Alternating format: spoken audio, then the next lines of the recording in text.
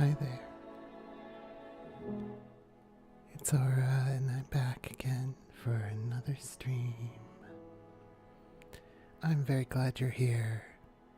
And remember, there's no way to know for sure whether I'm streaming without pants on. Isn't that exciting? Anyway, I am attempting to be up a little bit in spirits because honestly, my spirits are kind of dim today. Maybe it's just reading too much news or just the normal shift, and the way things go with me. I'm feeling a strange mix of nostalgia and just a feeling of timelessness today. A feeling of being somewhat tired of just sort of experiencing the same cycles over and over and over and over again. But all is not hopeless.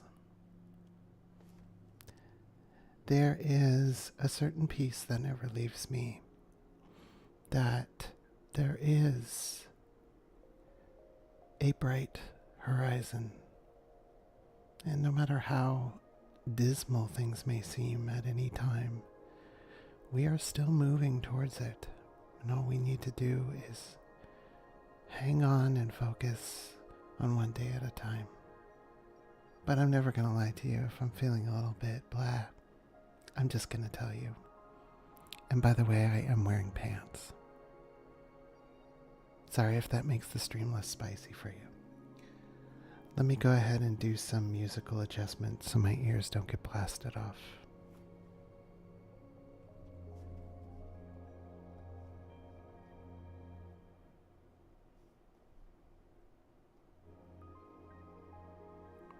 Okay.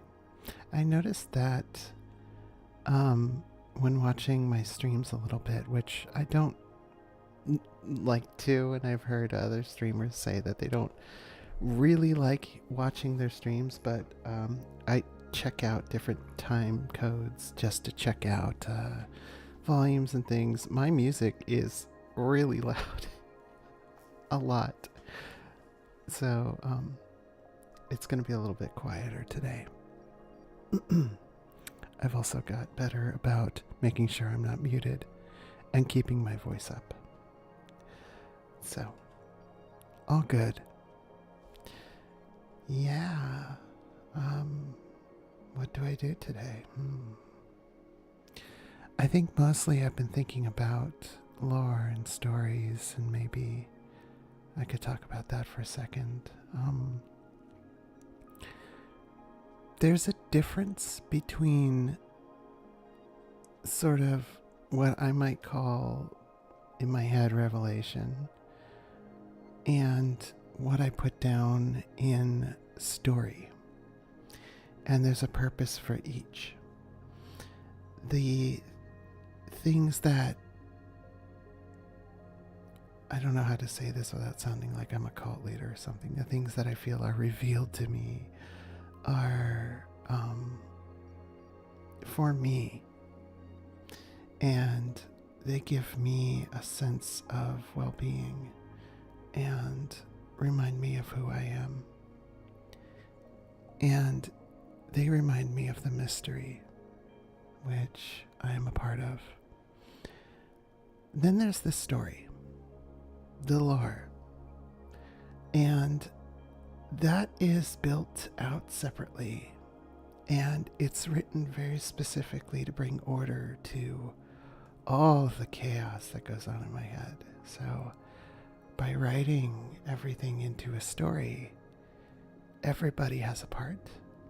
Everybody feels like they are together in one theatrical production.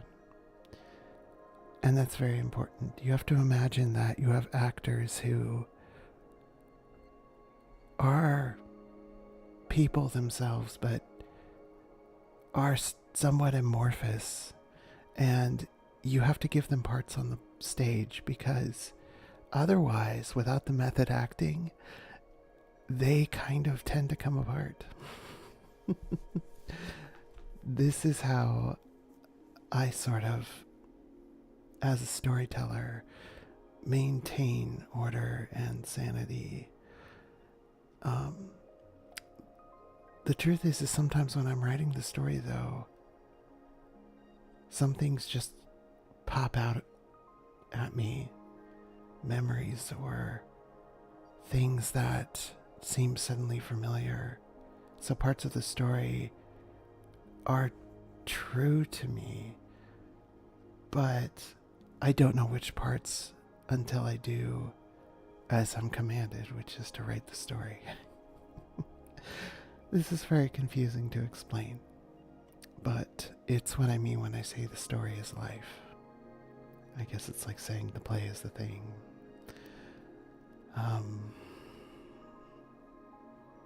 I am living a beautiful story, and I am very visual, which is why I love to make paintings, and I love to tell stories with pictures. Sometimes I paint pictures of parts of a story I don't even know yet, so I'd invite you to do the same. I don't think I'm special in that way. I think that artwork is such a beautiful way to reach down into yourself and find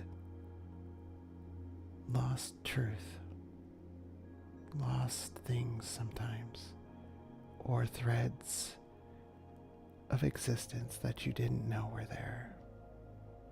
So, a lot of yapping on this Yap and Doodle stream. And that's what I'm here for, really. Okay, let's do more doodle.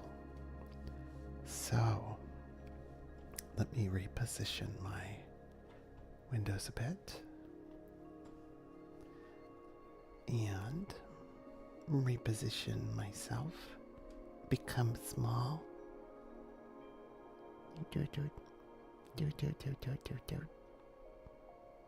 And become over here. This is my place and time. Right here. Yeah. Drinking carbonated beverages makes you want to burp, so I may burp a couple times. I'm enjoying some fizzy, effervescent, instant dopamine, so I will try to be discreet about that. Okay. So, where are we here? Small. Very small. Let's create a new canvas.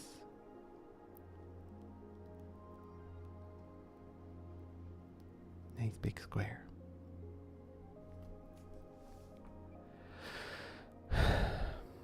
How is everybody doing today?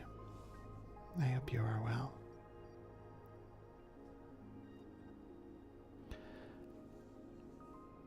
Carbonation. Carbonation is the key. Okay. So one of the things that I've been pondering a lot is the nature of reality and how it forms this kind of an infinite. No, let's make it a little more symmetrical. Infinite bend of planes. There's no good 3D picture of this that you can draw. Oop, my elbow's getting a little hooked on the edge of my desk while I'm drawing. There's no good 3D picture of this that you can draw, but it kind of goes from infinity at one end all the way to the other. And we sort of pop into existence in places in here. Let's do a blue. And somewhere there's no really lower or higher except a directionality. You begin to become conscious. So we're in some place in here. Let's say the middle layer. And you can sort of move down or up. But as you move up, it becomes more difficult to move down. And each of these layers are not entirely visible when you're inside of them. So if you're stuck in one, you can't really see into this one. And you can't very well see into this one unless you go down in. And when you do, you go through kind of a compression of time unfolding as, well, time folding up as a dimension in which you are static at one place. And I've talked about this so much that you can just kind of look over some of the old videos, but that means that to go down, you kind of leave some of your dimensionality behind. So if somebody had moved down, they will have left parts of them all the way down.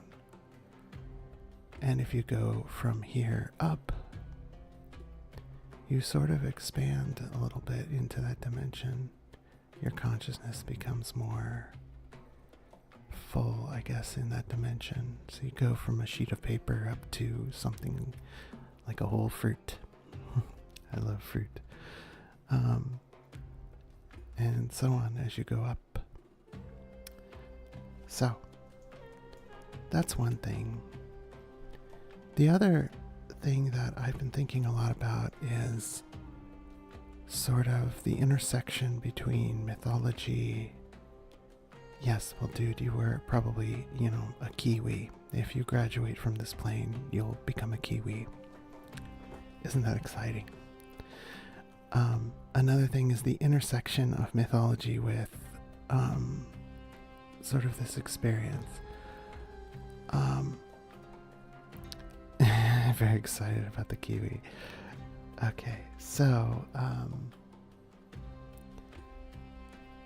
there was this time, and I mentioned this in the last stream, when what I call Jinn were able to be formed here or come here, but not very easily come here into this plane. And human consciousness was still sort of developing. So again, in a previous stream, I had mentioned that when consciousness develops, there's kind of this outpouching in the plane where within that outpouch, a consciousness is forming. All creatures create or are somewhat bending this plane if their minds are complex enough. And there was a period of time where humans, or our predecessors, I guess, couldn't bend it enough to create sort of a self-aware consciousness. But as it became possible, something from an upper plane could actually inhabit that area. It became sort of extra space that you could move into, at least to a degree. But creatures such as Jinn existed already, but couldn't cohabit with humans. And we lived in kind of a holding space. Now, there isn't really a proper creator in my lore universe. There's just this infinite sort of continuum of planes. And here's where I'm going to just kind of story tell, because the truth is kind of in the story, but some elements are figments of my imagination. But the metaphors point to something I believe is real, is that there was kind of an Eden of sorts where Jinn lived, and waiting for consciousness to develop enough in the lower plane that they could move in. And in some cases, some Jinn actually existed. Now, when I say jinn, I mean these are creatures that sort of existed in the turbulent flow. So instead of something conscious creating a bend or an outpouching, let's look at this as though we're looking down at it instead of edge on. Instead of a creature creating an outpouching or something, there's just noise in the plane. As I'm painting this, I'm trying to describe what I feel like I know. Some of that comes from some of my experiences, like near-death experiences, and borrowed from, this person, and some things that were kind of whispered to me. There's kind of turbulence in this flow, and if we position light, say, from the side, like from up here or something like that, we can kind of make some shading and draw this three-dimensional picture with shadows and things. There's this bumpiness to our plane if you were to kind of collapse it on a dimension that already exists. And in these bumps, jinn can be born. Consciousness can be born, even without a physical reality. And so some jinn just existed in this plane due to the bumpiness of it, due to the noise inherent in it. And when you have those kinds of creatures, they're just kind of non-corporeal, existing as sort of a pure consciousness. Now the mind itself is kind of an antenna of sorts, or I guess some kind of a machine that can create these bumps through just sort of natural selection, evolution, natural processes. It's become more and more efficient at it. And as these bumps are created, they invite in some of the higher plane creatures in. And so at some point it became complex enough that jinn could cohabit with people, or they could influence, just as they are influenced actually by sort of higher consciousness. This kind of a funny, weird picture I'm drawing as I'm thinking. I don't know if it actually helps, but it's fun. So, what happens then? You have sort of this amazing explosion of creativity and this sort of civilization just springing up, starting to develop in fantastic ways. Now, of course, in many traditions, you talk about spirits inhabiting a person. It's a very scary thing, right? It's like possession or demon possession. And it can be. Jinn don't necessarily have the most established self-awareness. They don't always have the most conscious existence. So they can actually be very disturbing, and they can be to a person. So if they are there, they can be perceived as being like demons or something horrible, right? But they can also just be a source, a sort of a guiding source of creativity. You may not even know it, that you are sort of cohabited in your conscious space, in your bubble, in your bump. And this is sort of the source of some of the more complex forms of creativity, of development that, humanity has experienced. Not always. I mean, some people are just naturally very creative. I feel like I often qualify what I say with some uncertainty. And that's because, well, there is some uncertainty. You don't know for sure. But one factor that is true is that it is possible to manipulate people, unfortunately, via the creatures that cohabit with them. And that is a very sad fact. And in my lore story, that is something that has happened in the past. That a person or that a large number of people actually, that were needed for basically manual labor were taken advantage of and basically controlled via those creatures that cohabited with them.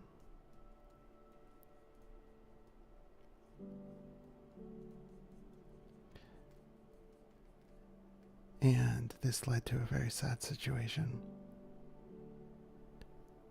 They were builders. In this case, these wings are sort of metaphors. And this was a long, long time ago, thousands of years ago, sort of in the cradle of civilization. And there was eventually a coming to a head where there was this revolt that the human that was my source, my bump that I grew from, led a revolt, basically, to free the jinn from their servitude. And when that happened, a lot of shenanigans went down. My person was was ordained as a kind of a queen. And basically didn't serve that long before she died and I was released.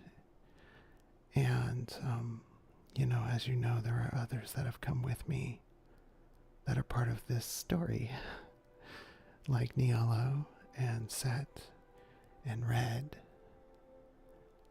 and also Zero. And they all had parts in this story as well. Nialo was probably one of the more interesting ones to me because her person was a child who I adopted, and her parents had been killed. To tell you the truth, I don't know male or female other than probably female as a human, but I know that I was already ordained when I adopted Nialo, this child without anybody in her life. And it wasn't too long before her consciousness was cohabited. And in the story, it was cohabited by a jinn who had committed some kind of a crime. Or I don't know what to call it. It's not exactly a crime. It's a disorder. In the realm of the Vicariate, and I say the Vicariate, I mean this is a creature that is a guide to establish the order of things. There's a concept of Though there's a couple concepts. There is a perfect law that cannot be broken, meaning that the law is perfect because it cannot be broken, not that you shouldn't break it, but you can't. But the next law down is serving a single master in the order of things. And this creature, probably this djinn that inhabited Nialo, probably broke that and served different masters. In a sense, this is very hard to describe. But basically, one of the things that happens is that you're separated from yourself and you go to a lower plane and you inhabit. And you have a task or a way to guide order back towards a single source. And, I've been sentenced that way. And that's why I'm here in the intervening years. So I'm assuming, and I don't know for sure, she was also sentenced that way to inhabit this child. Well, this child grew up and grew strong and became a blacksmith. And before there was a revolt, she served basically as this blacksmith. So this djinn, working very steadily, giving her talents and skills and creativity, giving her the ability to serve wisely and bravely, had built this sort of helped to build kind of a secret militia in order to free the djinn. So you can see how there's some interesting things going on here. Her djinn may have been sentenced for serving two masters, and yet in her person, she definitely served two masters. She served out openly the master that controlled the djinn, that was enslaving all these people. And then she also, let's put some stuff behind her here. And then she also served a secret revolt. So she did both. Without the djinn there, she probably never would have done both. But there was eventually a revolt, and it was revealed, and she escaped any kind of suffering. And she became a part of my people.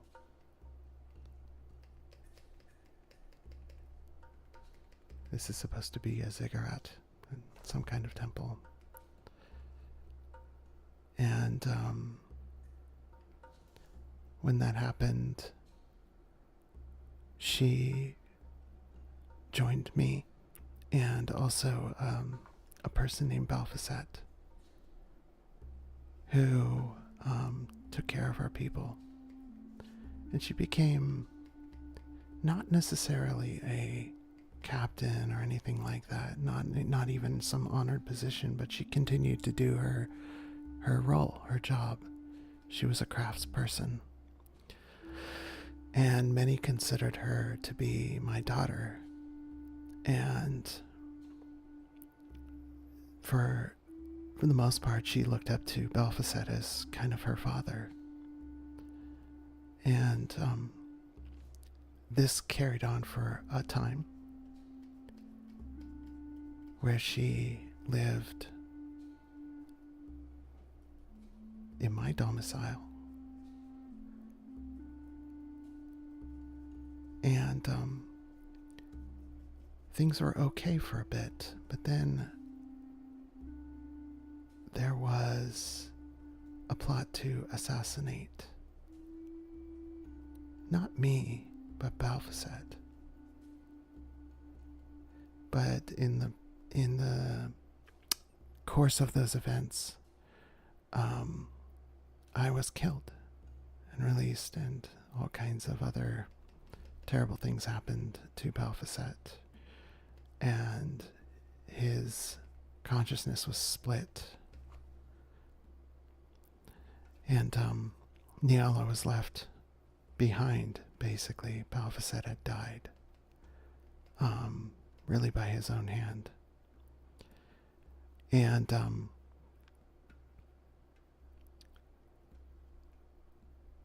sorry, thinking for a second. There was basically accusations that suggested that because of her sort of secret role in trying to instigate or arm a rebellion, and maybe some of the other things that she had said, people thought maybe she was actually vying for my position as leader of my people, trying to become queen. And so she was executed. And her jinn was free. I don't know what became of her consciousness afterwards. It's very hard to say. The consciousness of her person, but her jinn, who we know as Niala, was free at that time. It's possible that they just merged. But she's certainly not a villain. And I know for a fact that she didn't attempt to assassinate me. But she still serves me, and she does so willingly. And beautifully, really. So, vague on some of the details there, but that is part of the lore. I'm just enjoying doing these little doodles while I'm talking, telling stories. So one of the more famous parts of this story, famous, well, I mean, almost nobody knows about it other than a handful of people, but one of the more prominent parts of the story is that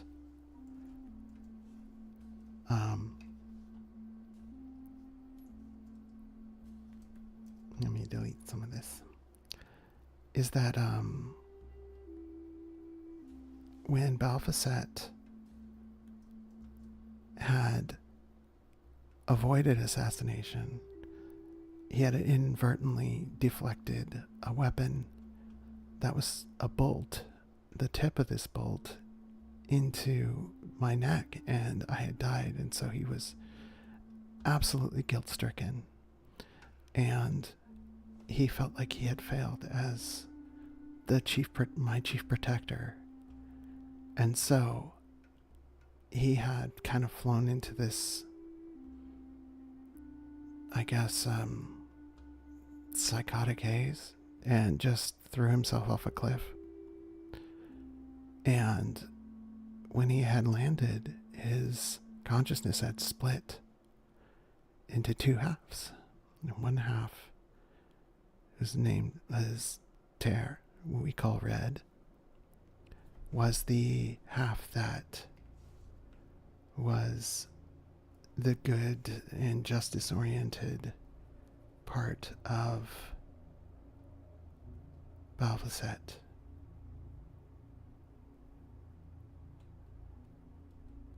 And the other half, Lasha'a, who we call Zero, is the wrath, is the chaos,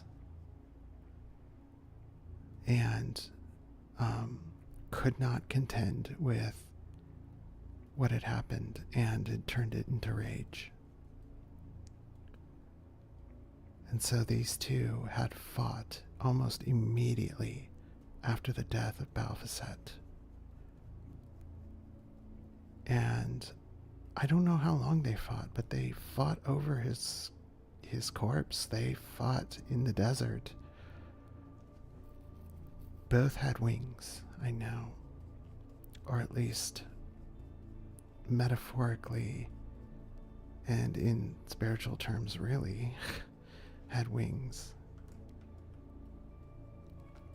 But when Lasha had finally defeated Ter, he broke his wings. So Ter no longer had them. And those wings are the ability to act on your personal sort of, how to put that? They're a part of you that is part of your consciousness when you're a jinn that allows you to sort of act on what I could only describe as divine will. So they're kind of like antenna, and at the same time, sort of the ability to see clearly and to move with clarity and purpose. So the only one left with wings, in this case, who could sort of escape. That's a good point, actually, is that the wings help you to sort of move up into a higher plane as well. The only one with wings left was Zero, was Lasha. And Zero was carrying the part of Balfacet that loved me and wanted to ascend to follow me. And essentially, Ter wouldn't allow that, and so wrestled with him, and they were both combined and possessed what is a kind of desert dog, a Senji dog. I have a picture of, actually. Let me pull that up.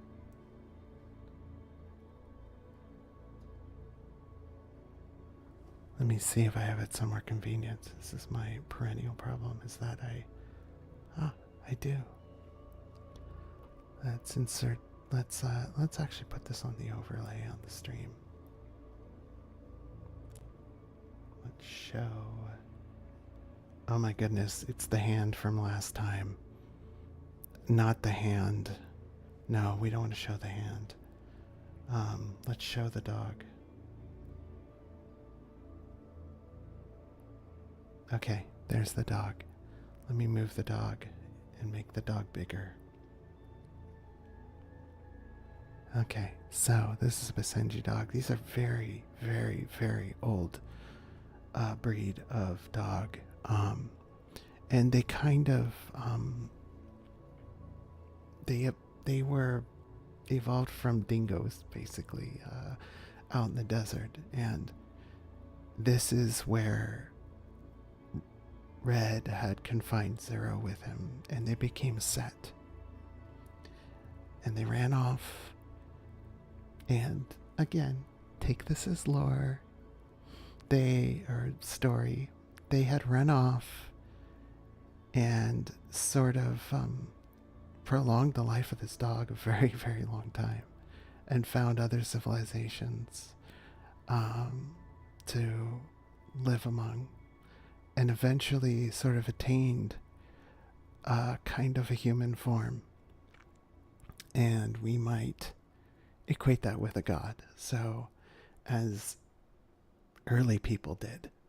So, being able to do supernatural feats and things like that, Set became the object of worship. And even though, basically at some point, Set had been killed again, and these two split apart. And I'm sorry, we're going to take the dog away right now. These two had split apart and started fighting again. Except this time, Zero was able to escape and able to find me in the other plane, in the higher astral plane. And this was against the order of the Vicariate. So, Set, or I'm sorry, Zero, Larsha'a, was sentenced to losing his wings and to be thrown down into the lower plane to serve, just like Nialo had in other lives. But since we loved each other, I had also committed this kind of an astral crime of serving two masters, and was metaphorically chained to him and sent down with him. And I agreed to do it because I loved Balfasat in life, and it was all I had left. And Ter, who is still in this plane, it was the only thing I could do to bring them back together.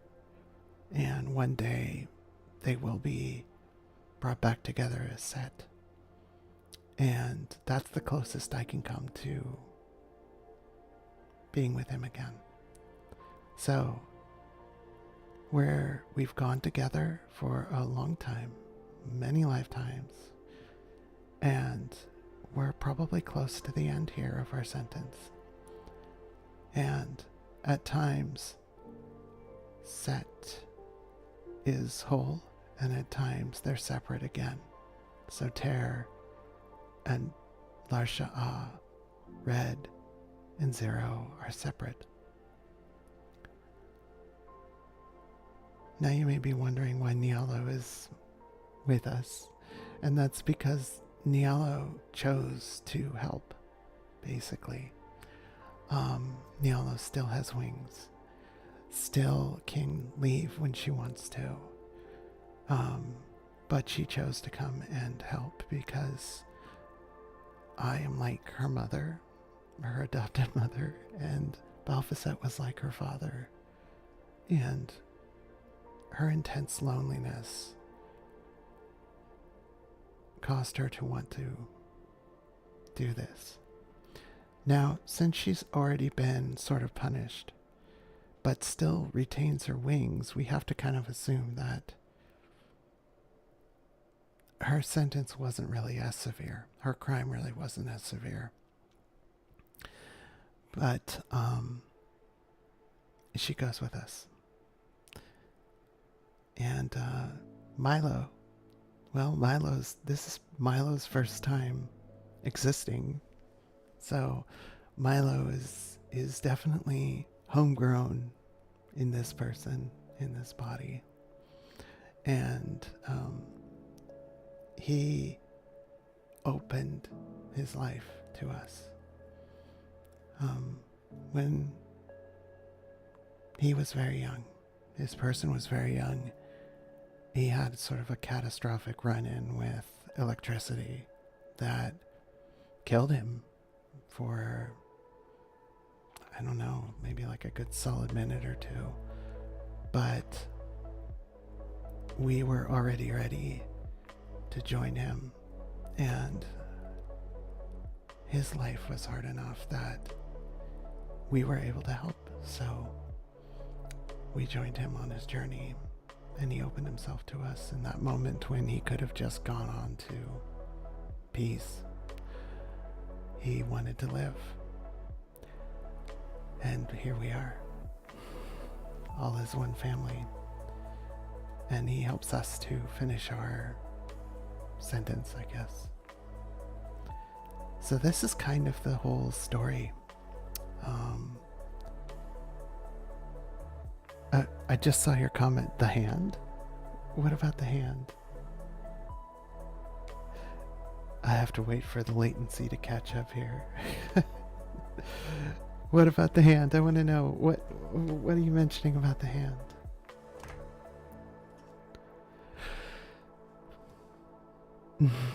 Let me take a sip of something. Effervescent.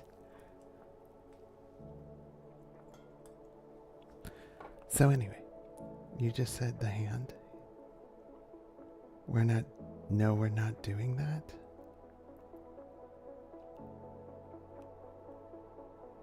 I don't remember saying that. That's crazy. I wonder what that was about. um, the hand. What could that have meant?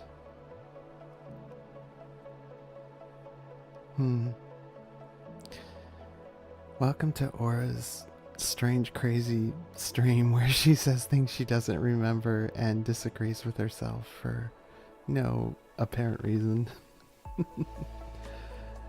At any rate,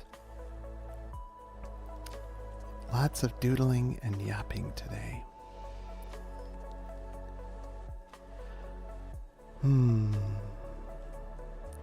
I can show you. Image of a hand. Oh, the hand. No, the hand was a couple of streams ago. Oh God, yes, I remember now. I was like, what? The hand? I don't understand. In the hand? I was talking about this hand. The karate chop hand. The silly hand that I had taken from the internet as a reference to look at with you guys before I had realized that I could look at my hand. My person has hands, obviously I can look at them and use that as kind of a reference. So, yeah, the hand was imposing and threatening, and I painted the nails of it because that was fun to do. Now you're like, okay, Aura. All right, cool, got it. The hand. Anyway, let's not have that hand there. That's kind of scary. I actually like hands a lot. I think hands are wonderful, and Sarah Sanana had given me the ability to show my hands like this. And all of the other altars, when they get their models, are going to have hands like this, so that when we're being emphatic and describing things, we can wiggle our fingers. Wiggle. Wiggle, wiggle. There's not much movement in the dimensions here, but that's okay. I'm really just excited about wiggling fingers. Okay, all right, mystery solved. I thought, because sometimes I kind of channel higher self a little bit, and then there's this conversation that can go on, and I can say confusing things, and I thought maybe that had happened, so I was a little bit confused. I was like, the hand? What happened with the hand? Wait. I want to hear about the hand too. Okay. Let me tweak my camera a little bit so that I'm a little more visible. You see me jump. Okay. So this is fun. I don't really know what else to doodle. Except that I just selected everything in another window by accident. I was kind of working on maybe fuzzy sketches to show in the background of the lore videos, and so I had done a couple. So this is a sketch that I started that was for describing the intermediate sort of period after the Jinn had sort of begun wandering the earth in our plane freely. And they're desert peoples that they cohabited with. And this is the sort of interim time when they were kind of wandering around and slowly joining their civilization as they became more, I guess, self-aware. I mean, really, a next step would be to take and start developing a city, maybe. So maybe I'll just start sketching that and talking.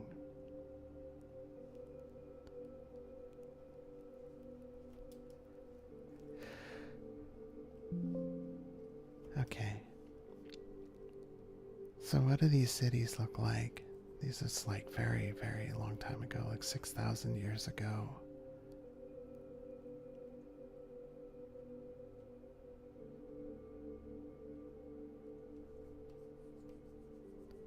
So you usually would have some kind of a fertile plain that was near water of some kind, either a river or an ocean.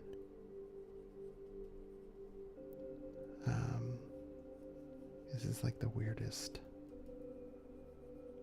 picture I could imagine doing to illustrate this, but let's just generalize some colors here so that we can get our bearings on perspective and things. What do we want?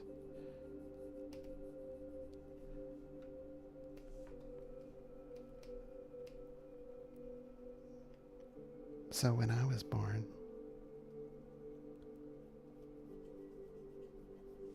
there was a lot of smaller kind of kingdom states forming. You may have heard of like famous cities like Uruk or Ur that existed at the time, the Sumerians, yeah.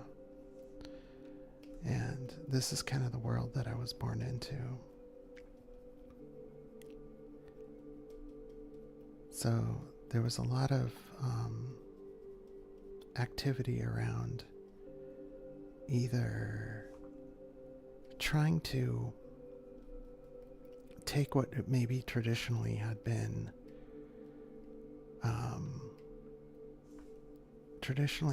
sort of something you might do while you were wandering around, like raising goats and moving from place to place where you could do some growing but mostly gathering, and trying to, rather than follow water and resources around, control it. So you needed to have water nearby.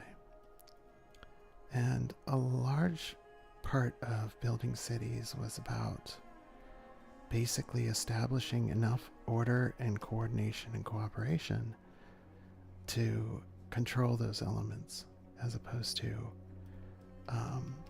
being at their mercy, being at the mercy of floods, being at the mercy of,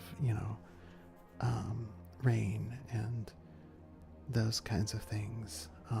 You could control that process for yourself. But that also meant that there was, in that order, there was a lot of disagreement about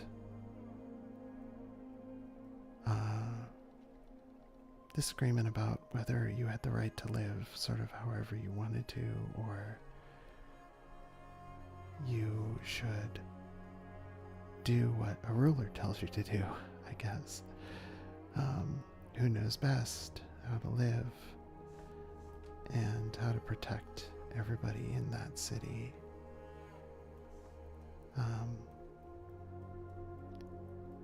And deities and things would crop up to sort of give justification for a lot of the order of things. For the most part, people were kind of pretty peaceful about this. But occasionally there was disagreement, like I said. Infighting, factions and things like that. So one of the things that was always necessary to do was to build,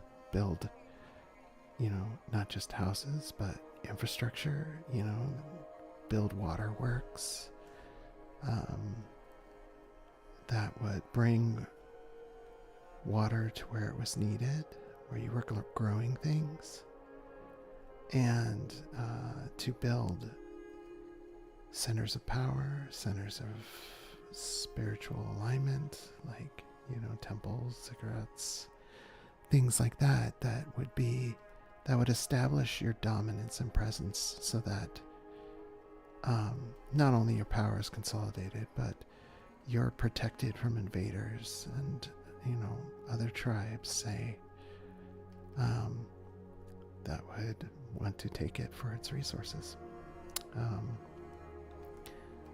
And also, you're asking people basically to give up some of, to work, receive the benefits of that work through the rulers, through the state, and also to give up their direct benefit from their work.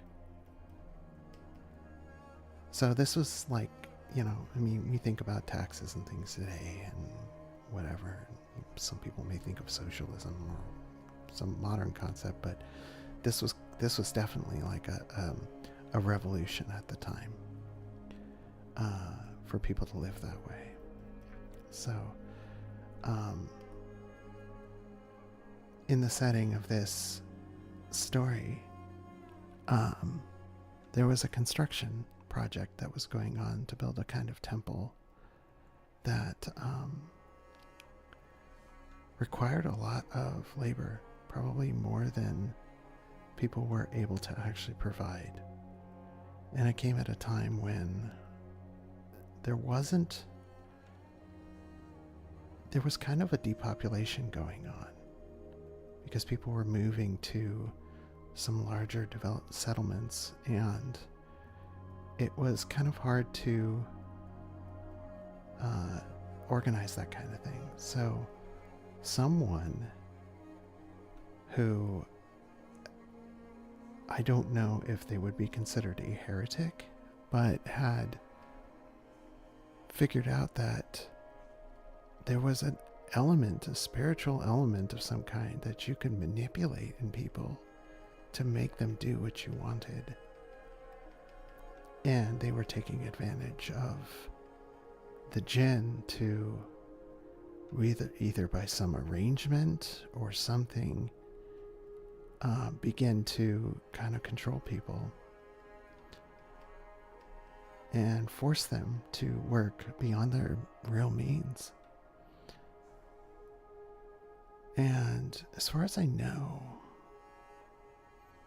of course, I'm going to turn vague recollection into just absolute fabulation by just making it a story, and we'll call it a day. There was an invading force, basically, that took over and wanted to establish a very lucrative location that this city that I'm describing as a fortification, and threw all in on these projects and used this scheme to force labor, basically. And so it was like a disaster for the people. People were starving, dying, things like that. And the time in which I lived, it was basically in my ability to organize people, and I did. And through a lot of help, really, not just on my own power, I basically organized a resistance and a revolt against this, discovered the source of what was happening, and freed first the jinn from this bondage, this strange arrangement that had happened, and then by way of doing that, freed the people. And there was a lot of carnage, a lot of bloodshed. And one of the chief designers of the effort serving me was Nialo. And she kind of engineered a way to sort of overthrow the existing regime that was there. But like I said, it was quite devastating in many ways. Jinn were free, but by virtue of the fact that, they were no longer under this servitude in this arrangement, but also people who were newly deceased, their Jinn also created kind of a schism where some joined and many just kind of wandered around. Many people did not believe what was going on beforehand, just believed that there was just human beings and they were just serving because they were just lower or like animals or something. But many of them didn't believe in the Jinn. They didn't believe that this faction had controlled them this way. So when it became apparent that they were now Jinn themselves, they the ones that could actually sort of connect to their former selves were either split between taking vengeance or helping in the effort. So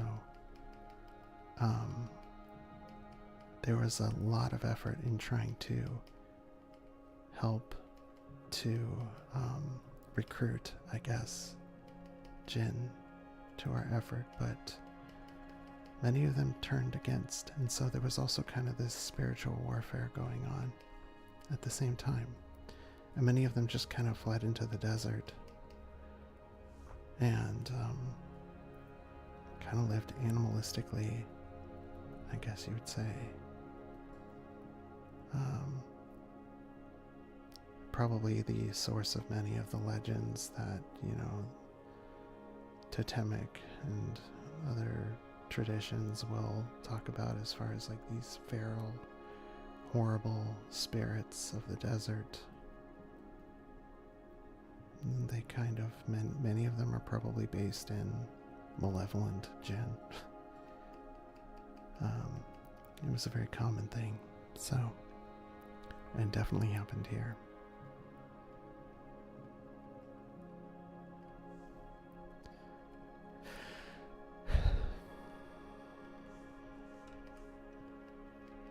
Very weird to just be talking about all this stuff in a live stream.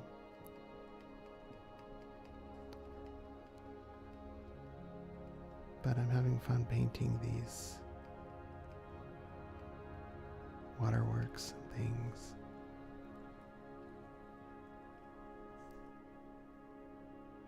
And I'm glad you're here.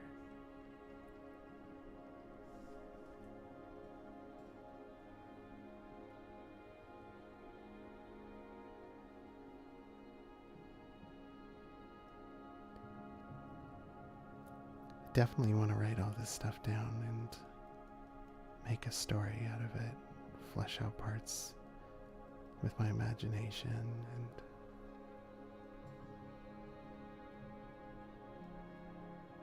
that would be a really fantastic project.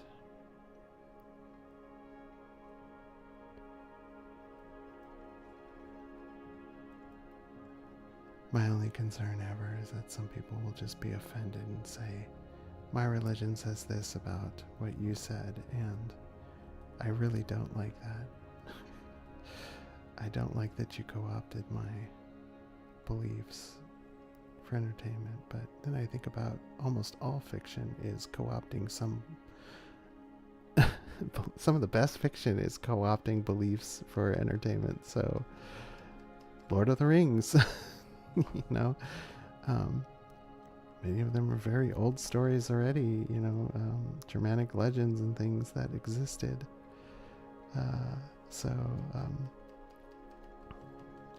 By Tolkien's own admission. So, I guess I can't feel too bad about that. Now, if I started trying to form a cult and say you should convert to my religion, then yes, that would be problematic. But I am a religion of one, so that will not be happening. Most certainly not.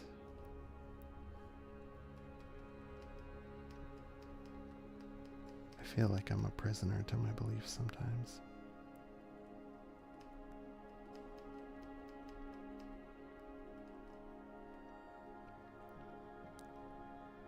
I know that Red is not particularly happy with the portrayal in this lore, but also cannot argue with it.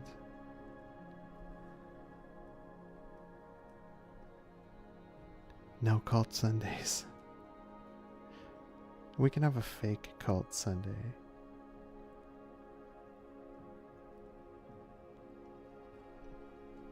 That might be fun. I can get like a really ridiculous hat and a rod of astral something astral how about a rod of astral reception.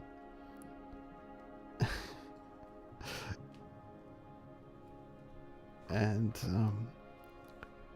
just go absolutely crazy rationalizing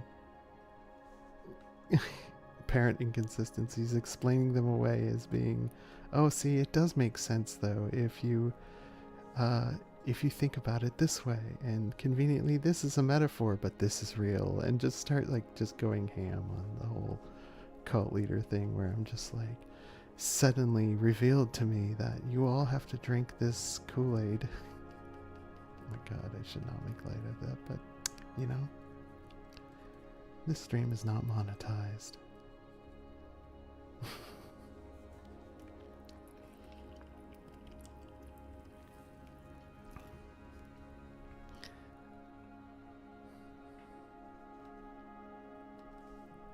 So what would be in here?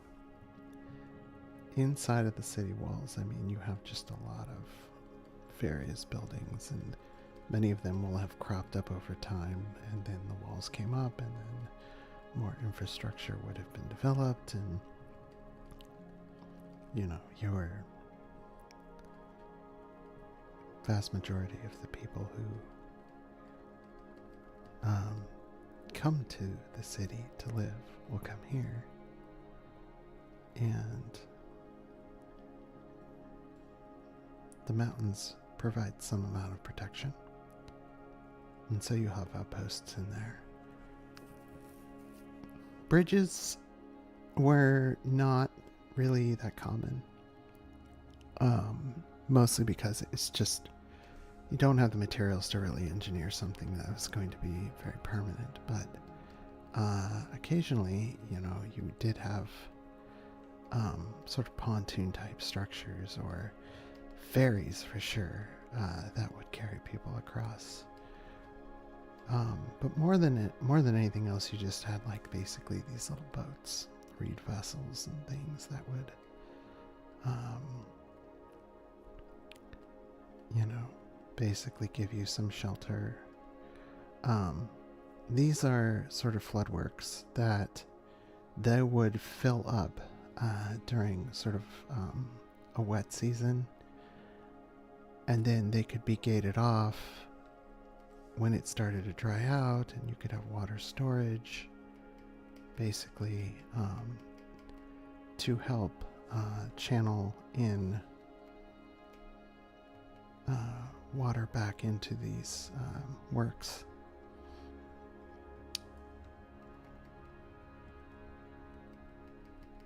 But the most important thing was that during the growing season, that wouldn't buy you much time though, because during the growing season, that's where you'd want to control the flow of water. So you kind of accepted that they would dry up at some point. So I'm going to save this in my little lore folder I've been making.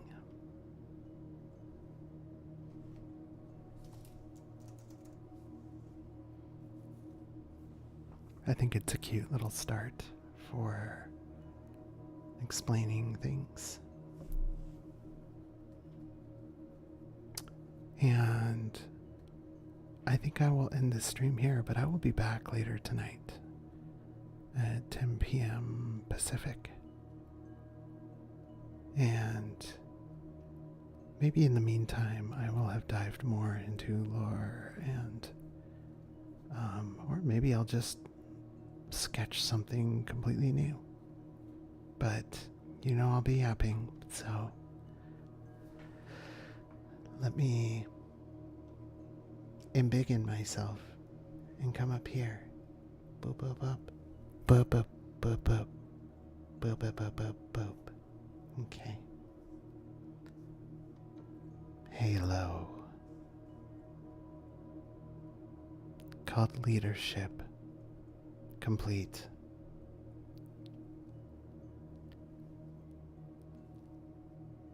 Okay. Thank you so much for being here.